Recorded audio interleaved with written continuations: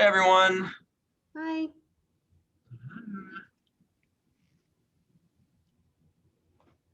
Give everyone a second to settle. Cameras and mics adjusted.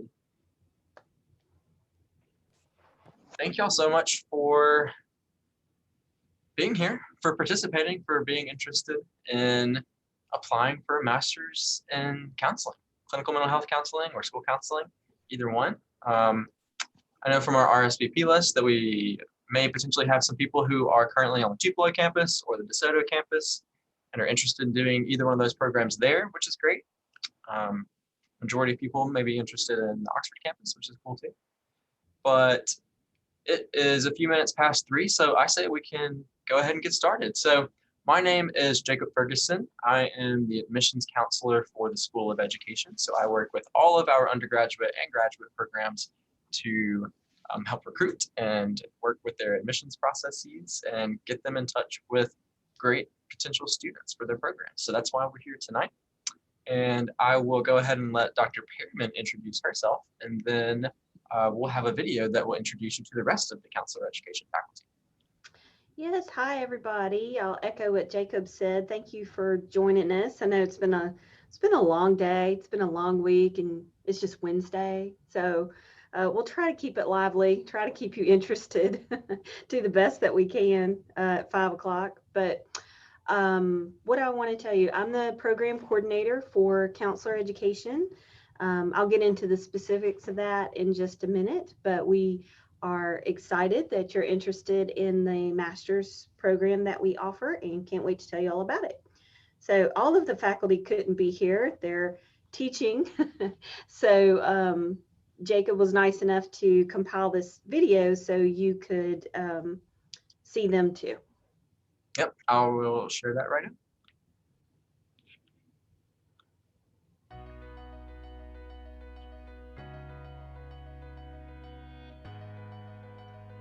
Hi, my name is Dr. Perryman. I'm an associate professor and program coordinator for the counselor education program here at the University of Mississippi. I'd like to tell you a little bit about our faculty. They are award-winning grant recipients and research rock stars and seasoned professionals in school counseling, clinical mental health counseling, and rehabilitation counseling. They're also extremely good teachers. So I'm going to ask them to introduce themselves to you. Hello, my name is Dr. Camillo. I am clinical assistant professor. I am a former school counselor and K-12 district administrator. I teach in our regional campuses in Tupelo and DeSoto. My teaching and research interests include culturally responsive practices and supervision, the college and career readiness of minoritized students, as well as stress management and wellness. Hey everybody, Stephen Lenz here. Faculty member here in the counselor education program. I have the really awesome fortune of working in both our master's program and our doctoral program, particularly teaching classes related to joining the field, those foundational classes, but also classes that really help you hone those skills for crisis intervention, diagnostics, treatment planning, and really understanding some of those aspects and how they can help you provide the help that people in your communities could really use. Hello, my name is Dr. Kenya Bledsoe, and I am an assistant professor here at the University of Mississippi. I enjoy teaching school counseling related classes as I was a former school counselor for about 15 years in the K-12 setting. My research interests include school counselor supervision, clinical supervision of school counselors, college access for underserved students, and I enjoy teaching and researching along the lines of counselor development, really helping students navigate life as a student and then on into the career workforce. Hi, I'm Amanda Winburn. I'm an associate professor in the Department of Leadership and Counselor Education, and by trade, I am both a school counselor and a registered play therapist. Some of the classes that you might have me in is Foundations of School Counseling Practicum or Internship, or even Introduction to Play Therapy. Some of my research interests include advocacy in school counseling or play therapy in the schools. I'm also currently serving as the program coordinator for our EDS in play therapy, and I'm proud to say here at the University of Mississippi, We were the first ever degree program in play therapy. I look forward to meeting each of you and having you in class. Take care and see you soon. Bye. Hey everyone, my name is Rick Balkin and I've been a counselor educator since 2003. Here at the University of Mississippi, I'm the Assistant Department Chair and the Coordinator for Educational Research and Design. My background was in adolescent mental health, working with adolescents in crisis and psychiatric hospitalization. I also have a background in school counseling. I teach a lot of the research courses, assessment. I teach a lot at the doctoral level. And my research interests also include forgiveness and religious diversity. So should you have an interest in those areas, you should reach out to me, and I look forward to meeting you all. Hi, my name is Stephanie Lusk, and I am an associate professor at the University of Mississippi. I also currently serve in the role of coordinator for the doctoral program in counselor education and supervision. My background is actually that of rehabilitation counseling, and I've served as faculty in counselor education programs since 2006.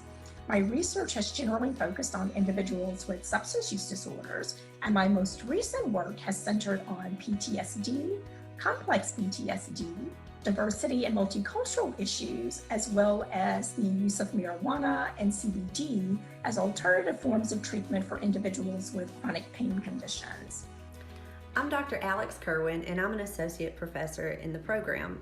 I'm also a licensed professional counselor and a board qualified supervisor, and you're likely to find me at our training clinic, COPE. I'm also the clinical director and internship coordinator, so that means I'll help you find your internship placements and get you all set up to see clients when it's time for you to do that. Here's a list of courses that I've taught since becoming a counselor educator, so you never know what you might learn from me.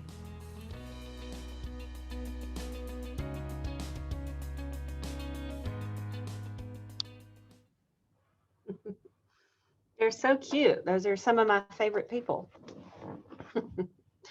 All right. Jake, can I share now? Yeah, okay. All right. Here you go. Welcome to our information session. I'm just sort of going to escort you through what are kind of the high points of the program, and then we're going to leave a lot of time there at the end so that you can ask any questions that you have, or any concerns or anything like that over anything that we talked about. So here we go. Welcome here. Whenever we say counselor education program, I think that's a little bit strange. A lot of people don't even know where we are. So I made this. We're in the School of Education over in Guyton Hall. So I know some of you are familiar. In the School of Education, there's actually two departments: the Department of Teacher Ed, which makes good sense because that's where you educate people to become teachers, but also the Department of Leadership and Counselor Education, which is where we're housed. So just like it says in the name, we have an education leadership program and we have a counselor education program. In Counselor Ed, you heard some of the faculty talk about how they coordinate the different degrees. The master's in clinical mental health or school counseling, that would be me. The PhD program would be Dr. Lusk, and the EDS online play therapy program, Dr. Winburn. And then I also get to herd the cats and be in charge of all of that too. So it's extra fun for me. All right, so for this upcoming admission cycle, we are taking applications for the Oxford, Tupelo, and DeSoto campus. There's an asterisk here. If we do not have a sufficient number of applicants in any one of these places, then we're not able to offer the cohort there. So I just want to make sure that that's clear from the very beginning, that it's the number of applicants that we get that dictates where our program is going to be, where we're able to offer it. Okay, so what is counseling? Because again, we throw around these words like counselor, counselor education, counseling. So essentially, when you're talking about professional counseling, you're talking about a relationship between either an individual, family, or group and someone in mental health, education, school, that sort of thing. So there's a certain kind of training and skill set that you need to do that, which makes it different than, talking to a friend or someone like that. So professional counseling is what we're after. We do have the mental health track as well as the school track. And I want to let you know both of those are 60 credit hour programs now.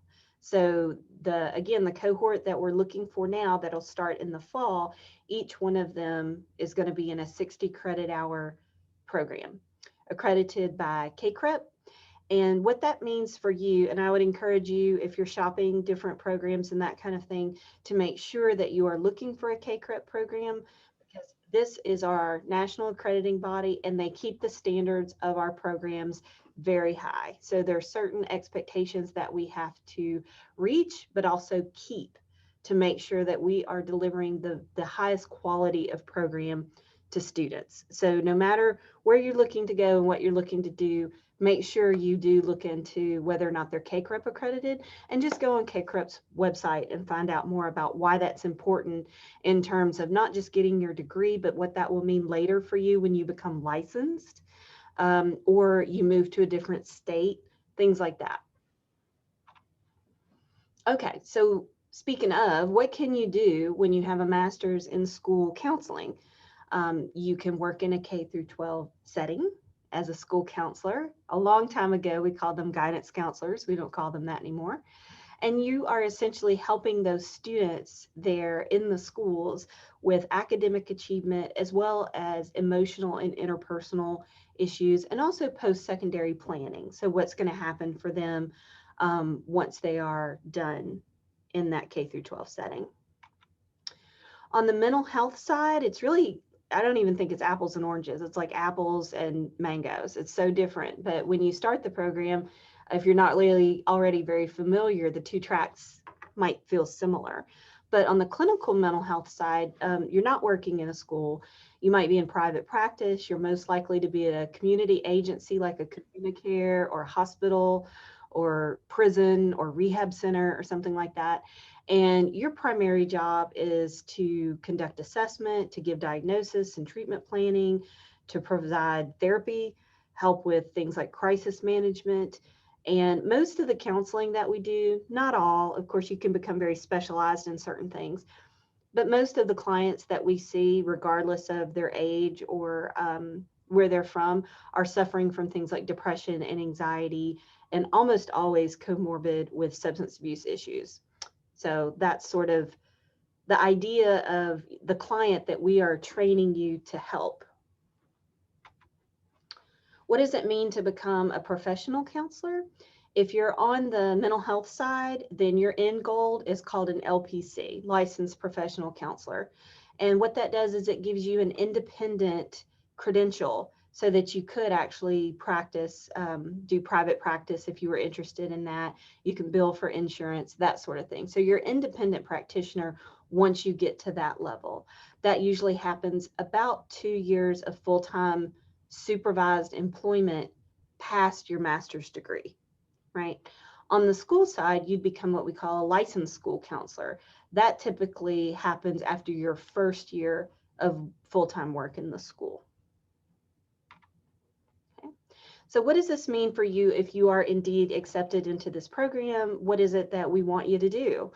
We want you to take your classes and we want you to be pretty good at them and do well.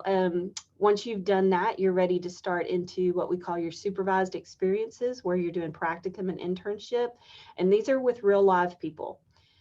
This is not a role play. These are with real people. So that's why the bulk of your coursework comes first, so that you're well prepared. And then we're actually starting to put you into practice, but you have a lot of good supervision around that. You're not out there by yourself. The other part of the program, aside from just making the grades you're supposed to, is what we call skills and disposition evaluations. That's pretty unique to our field. For instance, people in accounting don't have to worry about like what kind of disposition do they have, because what does it matter? But if you're a counselor, you do. And so as you move through the program, we are constantly checking in to see if your skills are developing to the level that they should, and also if you have the right sort of aptitude to be a counselor. So we all know people that can be really, really book smart, but maybe not so personable. So that would be an example of like a dispositional issue. The other thing that we need you to pass is your CPCE. This is your comprehensive exam. Our students right now are gearing up to take that on February 13th. So they are pretty nervous, but in a good way. It comes at the end of your program, and it's a national test that is independent of the program. So you pay for it, you sit for it, you have to make a certain grade to pass it. You have 2 chances to do that before graduation. And then the last thing is just to avoid any disciplinary problems. So academically, this would be something like if you don't keep that 3.0 grade point average that our graduate school says you have to maintain, or if you make a failing grade in a class or something like that, or there's a plagiarism issue or something like that. Those would fall under academic issues. Non-academic issues would be things like not able to take feedback from your supervisor and incorporate that to better help your client, or maybe refusing to see a certain client because you don't align with their value system or something like that. So those fall into non-academic. And we don't run into these kind of things often, but it's just worth knowing up front that it's one of those things that we expect in the program, that if they do come up, we have to address. I wanted you to get a sense of what the coursework looks like. So if you'll notice in the column under coursework, these are the classes everybody takes. So for instance, the second one, counseling skills, I'm teaching that right now. So everybody on the clinical side, everybody on the school side, all the people, we all have to learn how to do our basic counseling skills. So everybody's in that class. But then if you move under clinical mental health, you'll see things like not just the foundations class, but diagnostics. So this is when you're learning how to use that DSM, addictions, you're learning about that. Those are things clinical people need to know.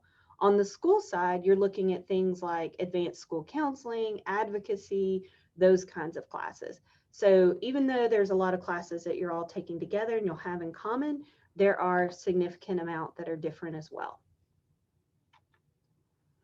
What would it look like in your course sequencing? So for a clinical mental health person, when they came in, the classes that they would take their very first fall would be like foundations, lifespan, which is about human growth and development, your basic counseling theories. So that's the springboard that you use when you first come in to start moving through the program. 9 hours is considered full-time. So you would take 9 in the fall, 9 in the spring. You also have fairly heavy summers because we've got a lot of credit hours to give you and squeeze it into a 2-year period. So in the summer, you would take things like ethics and career counseling and things like that. You would take a winter class in your second year. That's when crisis intervention takes place. It's a 2-week class. So that's what your schedule would look like. So you'd start the first fall, you'd graduate the second summer. All right. And like I mentioned before, this would be an example of, this would be like what a school counseling person would be taking in the fall. They take their foundations class, their theories class, and lifespan. These might be their instructors. And then the time of the class, I get this question from time to time. Can I work while I'm in the program? What if I have a graduate assistantship?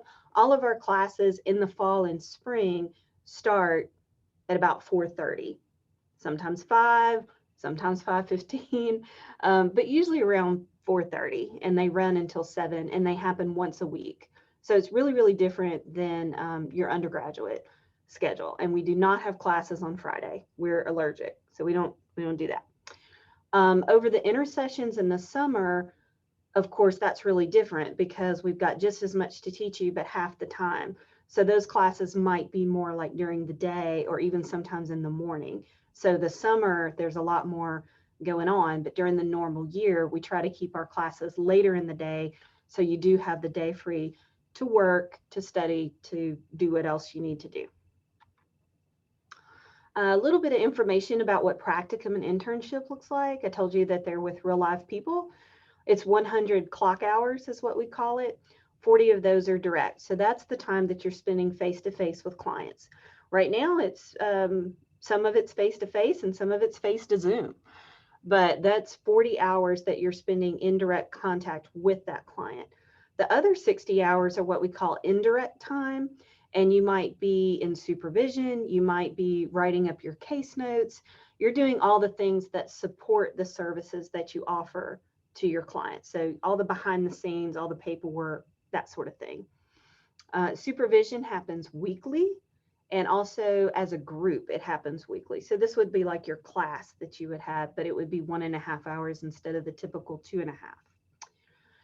If you're on the school side, we're going to put you in a K through 12 setting. If you're on the mental health side, you're going to work your practicum over at COPE, which is located at the SOC for those of you that live here, South Oxford campus, the old hospital.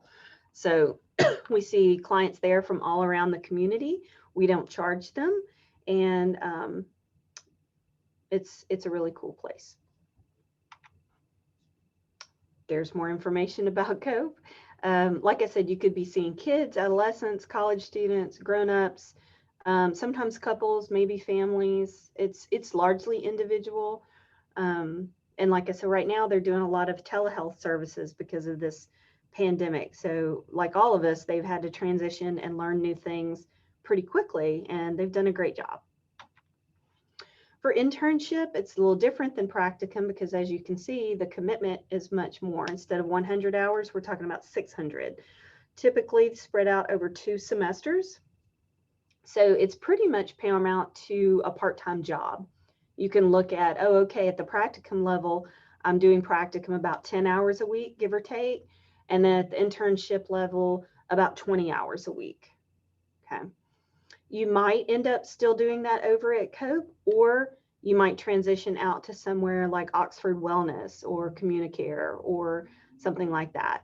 On the school side, if you were doing your practicum, say at the elementary level, you might be ready to switch and do your internship at the high school level because that's really where your passion lies, or vice versa. All right, so here's what you all want to know. How do I apply for this program? Because it's so amazing. I really can't wait to be in it. You are going to want to get your stuff in by March 1st. We call it a deadline because it's serious. So make sure that you get in everything by that day. And it's coming up, right? It's pretty soon. It's less than a month away. This includes your online application, your transcripts, your GRE scores. I know that there's been a lot of miscommunication and drama about, do we require the GRE? Our program does. When COVID-19 happened, every program was given the option to waive it or keep it. And we said, keep it. The thing about the GRE is it's just a set of numbers. It gives us some information about the type of graduate student that you would be, but it doesn't give us everything that we need. So we don't have a certain number for that. We don't have a finite expectation for that, but rather we take that in with all of the rest of this information to get a sense of who you are, what you need from our program, and if you're going to be a good fit. So you need the GRE, you need a resume, you need a statement of purpose. This is basically where you explain to us why it is you want to be a counselor, what kind of counselor you want to be, and also important, why this program? What do you think we have to offer you that you need or want? So that's essentially what goes into that statement. How well you write it is also part of this process too. So make sure you're proofreading, have someone else read it. Like I tell my students, read it out loud.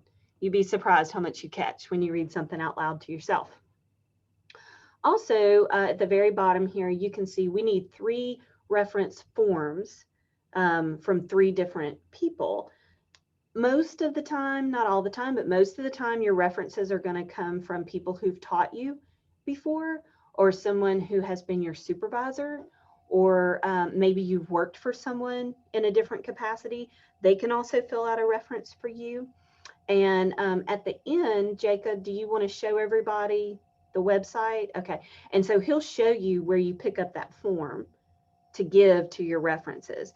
As soon as your references fill those out, the data goes immediately back to the graduate school. And so it's done. So it's easy peasy, but he's going to show you where that is and how that looks so you can get that link to the people you want to fill those out.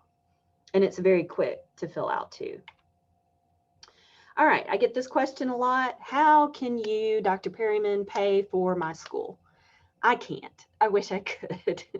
But we do have a graduate school that can help out with that, and they can let you know about all the financial aid that's offered, the assistantships, scholarships. What I would tell you is all of our students that are on the Tupelo campus have a discounted tuition because it's a satellite campus. Almost all of our students here in Oxford have some type of graduate assistantship. It's not housed here in the School of Education or counselor education, but they're all across campus at like the library and the writing center and places like that. So they're working on campus 20 hours a week to help them pay for school. And I would say just about everybody has an assistantship that was wanting one. So that's pretty amazing.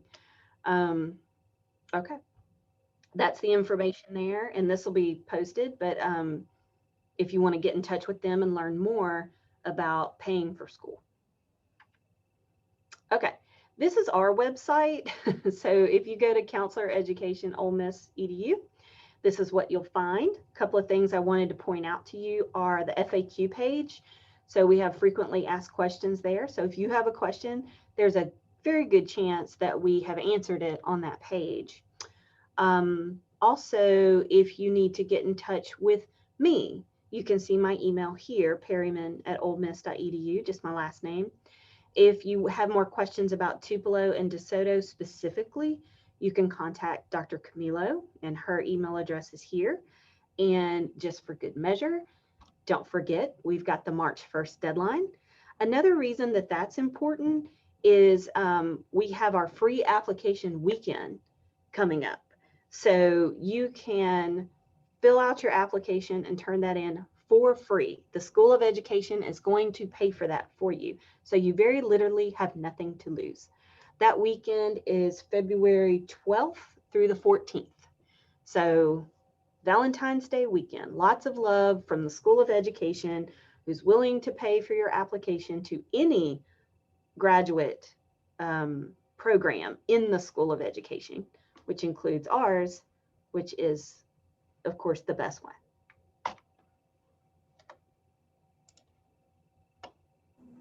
Awesome. Thank you, Dr. Perryman. I will share very quickly the website that she was just referencing. So if you go to counselor.education.olemiss.edu, or you go to the School of Education's website and navigate to Counselor Education, you'll find this. This is actually the homepage right here, so it'll look like this. But if you go to the admission tab, that is one of the things that Dr. Perryman was referencing earlier. There's a video that walks you through the application. It's you get to watch a video of me if you are interested in that. And we kind of walk you through, Megan and I walk you through the application. One thing to note, if you do watch that video, is that we do not mention a change that has occurred since we filmed it. So, and Dr. Perryman said this too, you are responsible yourself for sending the reference form to your references. So you're going to give us a list of your references in the application. Previously, we would then reach out to them. Now you are responsible for reaching out to them and sending them this form, which is listed right here. So all you have to do is go to this website, and then this form will populate right here. If you send your references that link, that's the correct process. And we encourage you to stay in touch with them to make sure that they've submitted it. If they have not and your application is incomplete, you will hear something from us, but we ourselves will not reach out to the reference and say, hey, please fill this out. So we would appreciate if you would stay on top of that as well. And other than that, the video is still completely accurate, so it'll kind of help you through some of the rest of the application if you need that.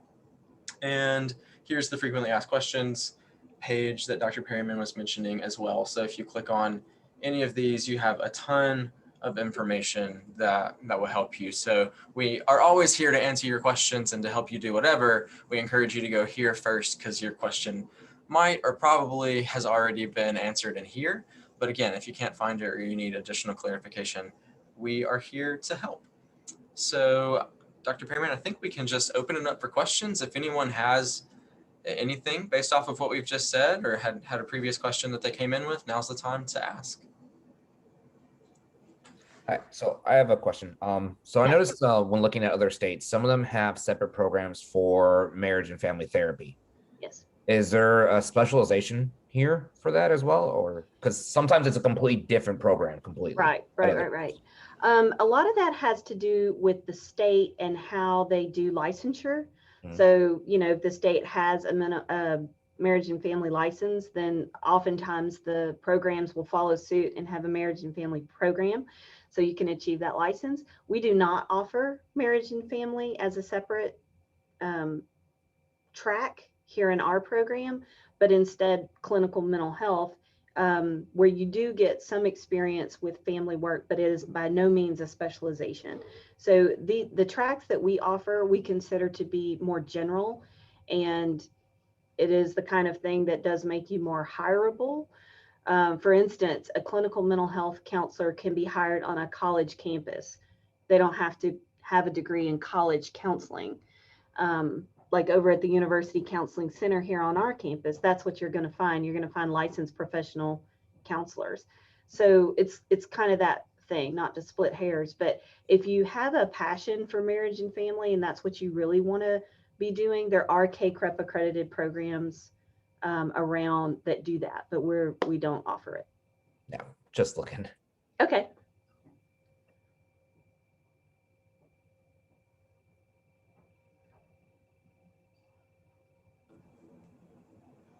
Anybody else have a specific question?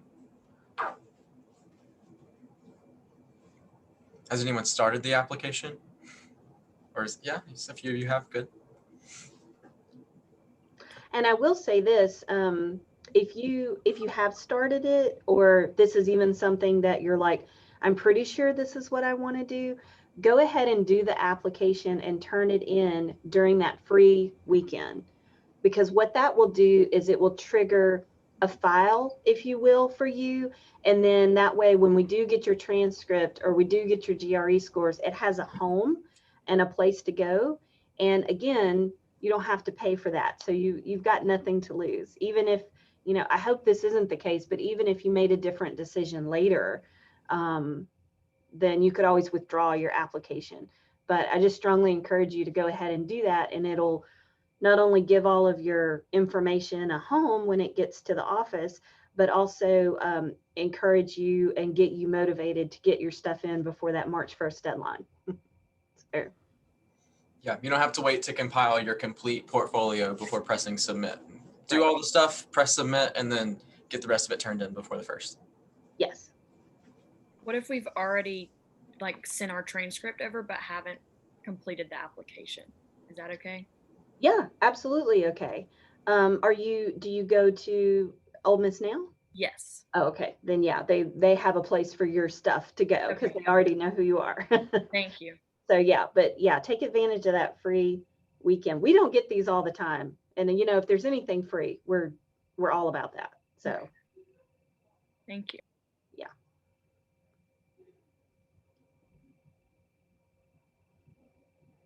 How many of you are interested in the clinical mental health program?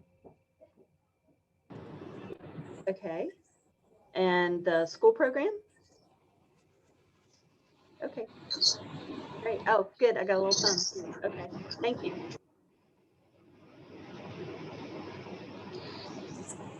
What else do you want to know? If not about the program, about counseling in general, or Oh, I have more questions if nobody wants to talk. Come on. Okay, so I decided, I think I've talked to you guys last semester as well, but since I decided to extend, I'm trying to tailor everything I can to help me succeed. Yeah. So what classes will be a beneficial foundation? Especially because my background's in psychology already, and that's what I'm getting my undergrad in. But I'm kind of wondering what classes will help me, because since I have an extra whole year, I actually have available like 2 extra electives to take for psychology. So Yeah. anything that could help me stand out or to give me a better foundation just in case I get in the program. Yeah, that's a really great question. I'm going to give you a really long answer. My background is psychology also, so I think that's great. We have people that apply for us and get in our program that are from psychology, sociology, education, criminal justice. We have somebody in the program right now from art. It was like, oh, okay, all right, that's unique and different. But in terms of preparation on the education side, what I would tell you is, if you've got a couple electives to play with, if you've got a couple of things, is there a population of people that really is interesting to you?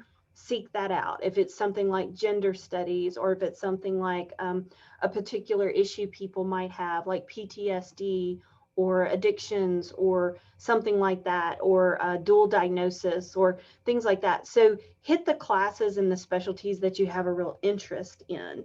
And then that will benefit you in terms of, like you said, standing out and being a good applicant for the program, because we know, wow, not only is he interested in this, but he went that extra step to take these more specialized classes or more advanced classes or things like that. I would also share that with all of you about your experiences. If you can volunteer, if you can work somewhere. I tell people all the time, like, if you're a camp counselor, if you volunteer over at the Veterans Hospital, things like that, all of that is fantastic experience for working with diverse groups of people. And that's really what we want to see. We want to see that, it's one thing to apply to the program. And then when I say, well, tell me about the people you've worked with or helped or have an interest in, if you're like, well, no, nobody, I don't really like people, then it's going to be like, well, then why do you want to do this? But if you're like, oh yeah, when, I used to be a camp counselor and work with kids, and then I taught Sunday school for a minute, and then I worked at my cousin's daycare, and then it's sort of like, oh wow, you got all this really great experience with kids. That will really add to your application too. So if there's anything that you can do, big and small, I know you're very busy, but if there are ways to sort of thread that into your internship, or if you have to do a certain amount of service for your degree, or, a job or volunteering, it just, it really shows us that you're wanting to be in the people field, you're wanting to be a helping professional, and that really does make it shine. I also noticed there was when I was looking for the GRE score, because I'm about to take it in a couple of weeks or in about maybe 2 months, depends. What's generally the minimum? Because some schools literally say the minimum and other schools just say GRE scores required. Right. Ours are very literally just required. Because, and Jacob and I had this conversation recently about, do we give people a range? Like, do we say some people get into the program with this and some people do that? Because there's so much diversity in that. So for instance, as a counselor, I've been a counselor like, I don't know, 16 years or something, highly allergic to numbers. Like really, to figure out the tip is the best I can do, right? So my quantitative score would not be high. And most of the time when I'm flipping through all of y'all's applications, that's the case.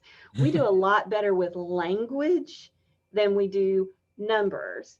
And that's a good thing, because we don't usually do math with our clients, but we sure talk to them a lot and we sure listen to them a lot and we interpret a lot. And so that's just a different type of intelligence. So there's nothing about the GRE that I would want any of you or any applicants to be intimidated by. It's like a hoop that you have to jump through that does give us, again, like a sense of your aptitude as a student, your ability to learn at this level. But it's just one piece of the puzzle. It feels like you're jumping through a hoop that is lit on fire, but it's a hoop nonetheless. So, I sort of hate to put scores out there because, some people kill it. I don't know why. They do great on that. And some people not so much. But I could tell you from my experience with the program, both of those two people can make exceptional counselors and can excel in this program. So I don't know if that's helpful, but we use it and we weigh it, but only partially. And does anyone else need to talk? Oh, okay. So since I'm going to end up applying to start the program in fall of 2022, so I would end up applying a little bit later than everyone else. But when is the earliest you can actually start applying? Because I should have everything in order by that time. That's a good question. Have you thought about taking 1 or 2 classes as a non-degree student? You want to elaborate on that more? What do you mean? Yeah. So sometimes when people are thinking about coming into the program a little bit later, or maybe they have a different graduation date, and so they're like, well, I don't know what I'm going to do that spring semester or whatever. I recommend, well, you know what, take a class, see if we're a good fit for you. And if so, then you can take that class and you can transfer it into your program once you actually are, applied and admitted to the program. So that's a good way to do that. Could I do that also as still an undergrad? No, no. You do have to have that degree with you, and then you could be a non-degree student. Yeah, because my graduation date would be May of 2022. Okay, all right. So yeah, you're ready right then. Yeah. I have the credits to graduate. It's just I'm missing 3 classes, and I'd rather not overload myself with 3 classes that are pretty difficult. Yeah, no, I get it. I would probably apply anywhere from December to that March 1st deadline, because we really do not start looking at applications before then. So that would be my window. And at that time, you're starting to wrap up and you've got a clear picture ahead. So that's what I would say. I graduate in December of 2021. When I haven't really thought about it because I've got so much going on. I was thinking about taking a break, but the more I thought about it, I don't want to do that. I want to continue on, but I don't know when I should put an application in. Yeah. So you might be the person that I'm talking about that wants to do the non-degree. Yes, because that really striked my interest. Okay, well, good. So for you, since you've got that December graduation, what you could do is your application will look different at first, because what you're applying for is not the program, but to be a non-degree student. So you do that through the graduate school. There's a button for that. And then once you're admitted as a non-degree student, then I would tell you what classes are available to you, because we don't let all the people take all the classes. You're just trying something on and seeing if it's a good fit. But those beginning foundational classes, that might work for you. And I think you're allowed to take 2, maybe 3. 3. Is it 3? Thanks, Jacob. So yeah, but I mean, that's a max.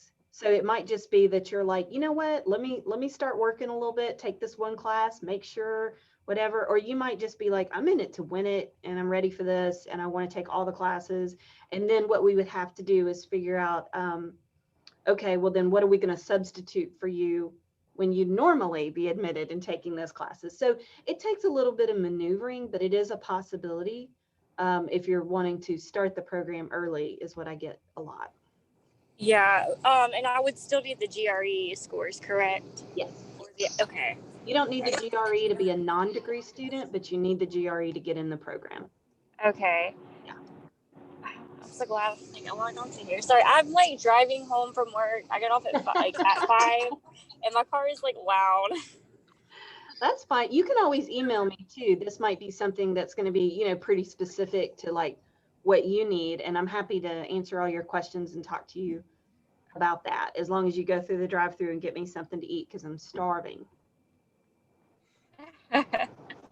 For sure. Dr. Pearman, so a student who would be taking classes non-degree seeking in the spring, they would still be following the same traditional application process to be fully admitted to the program? So like, no.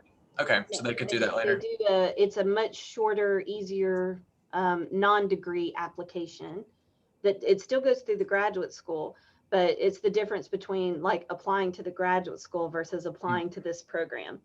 So you could be a non-degree student, you could take the classes that I offer to you and do really well, that doesn't put you in the program. Yeah. You still have to do all of these things that we're talking about to get into the program. The benefit of that, though, is these professors that you've had know you. And so when we go to talk about your application, they're going to say, well, not only do I think she would be a good student, I know she is because she's in my child and adolescent counseling class right now. Yeah. But that transition from non-degree seeking while taking classes to being in the program is the same process that we've been outlining. So they would, if they're taking a class in the spring, they're taking the class and they still have a March 1 deadline to apply officially. Yes, sir. Okay, cool. I just wanted to make that clear for myself and for anyone else. Yeah, sorry. No, you're good. Thank you. Hey, I had a quick question. Yes. So, how significant do you guys consider like research experience versus like internship experience? Yeah, that's a really good question. So if you were applying for our PhD program, I would tell you that we're going to look at your research experience. But since you're applying to the master's program, what we are looking to develop are what we call practitioner scholars. And so what that means is you have a good foundation in research, you're a good consumer of research, you can read research articles and understand what they mean and how that informs how you do counseling. But the dominant factor here is not how well you do research, but how well you counsel other people. And so that's the practitioner scholar model. And so if you have research experience, that's great. But like you were saying about the internship and that sort of people experience, that's even better. Now, I've been a research assistant and my job was to work with all the people. And so that worked for me being a counseling person, but I was a lot less interested in the assessments and that sort of thing. It was people, not rats. So, so it did give me that sort of diverse people experience. Yeah. It depends on the kind of research you're engaged in. Currently, I'm on the clinical disasters research team for Ole Miss. Oh, that's awesome. So we've been doing like a lot of COVID studies and a lot of things like that because we can't see people face to face. Is there any internship experience that you would recommend right now? I think that's really great. Now, again, I just point back to like, what are you passionate about? What groups of people, what age groups? Are there certain sort of challenges that people have? Like, for instance, something I'm interested in, I do research in, and I teach sometimes is about eating disorders. So that's something that's of interest to me. Disordered eating happening a lot right now with COVID. That's what I would tell you is just always be pointed toward the people and the things that you're interested in. Gotcha. Thank you so much. Of course. Anybody else have questions?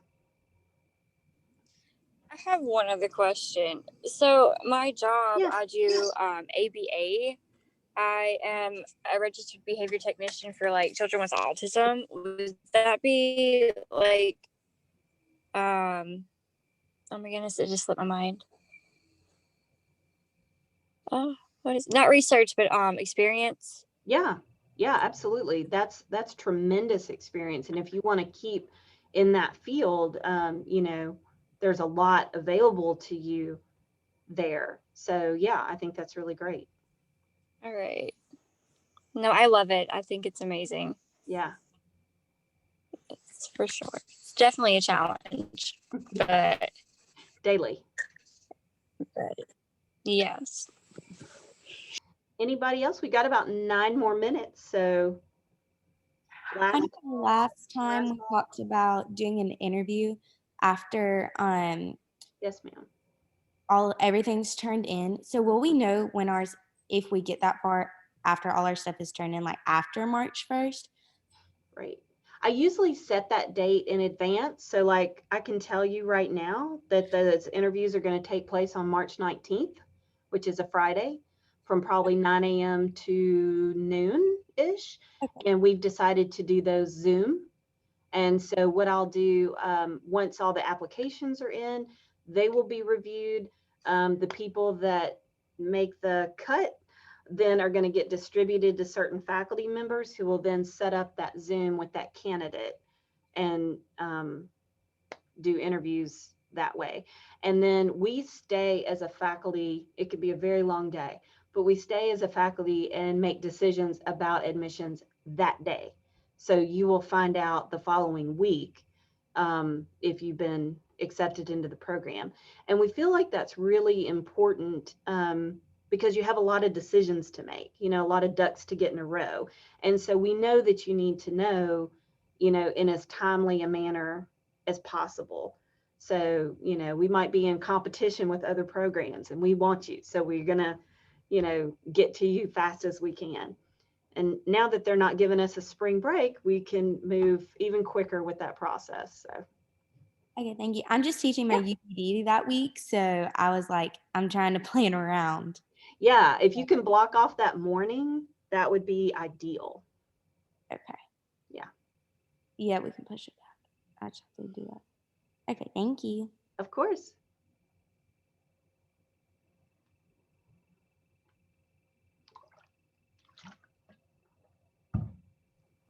This one's a little more of a weird one, kind of, but once you start doing your practicum and internship, is that 200 minimum? Like, if it's possible and you have the time, can you always go over that? Okay, so KCREP, our national accreditors, are pretty picky about that. They want you to finish your practicum before you start your internship.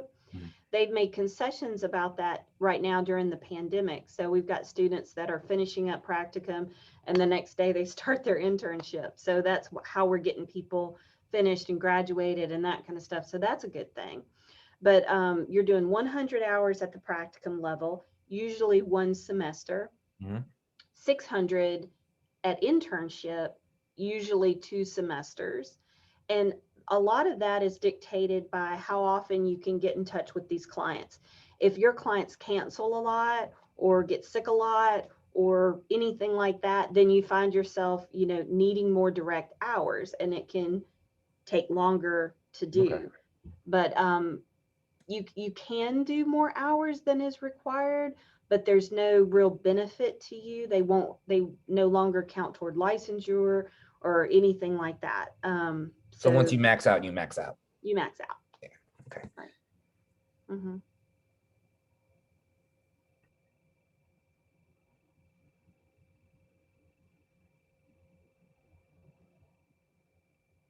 Anything else?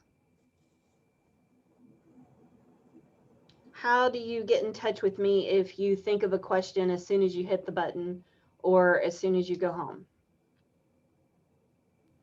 Your email? What is it? perryman@olemiss.edu. Perfect. Thank you. Thank you. Look at that. You would make a good student. That's a good teacher technique. Okay, so you know how to get a hold of me. We're going to post it. Well, we means Jacob is going to post this on our website. So if there's anything that you forgot or anything like that, you can go back and watch it. The FAQ page is there. All of that information is there. You got my email. So I think we're done. Got one last question, and Except for it Julian. pertains to like farther in the future. So I think if I get into the program, I'll be 34 by the time I graduate. So I want to be a little pooped, and I don't want to go directly into doctoral. Plus, you need the 2,000 to 3,000 hours to even finally get your LPC license. Mm-hmm. When do people generally go back to get their PhD? Oh, that's a good question. For me, it was 2 years after I had my master's degree. Mm-hmm. And I would say 2 years is a pretty good minimum because during that time you can become licensed and you can get some good real world full-time experience. And that's a good way to know if you're ready for a doc program or not. Less than 2 years when people apply to our doc program, I'm not so interested. You know, I don't want to hear about when I ask you about like, what is your experience with clients? I don't want you talking about practicum. You know, I need you to like, that's a little green, right?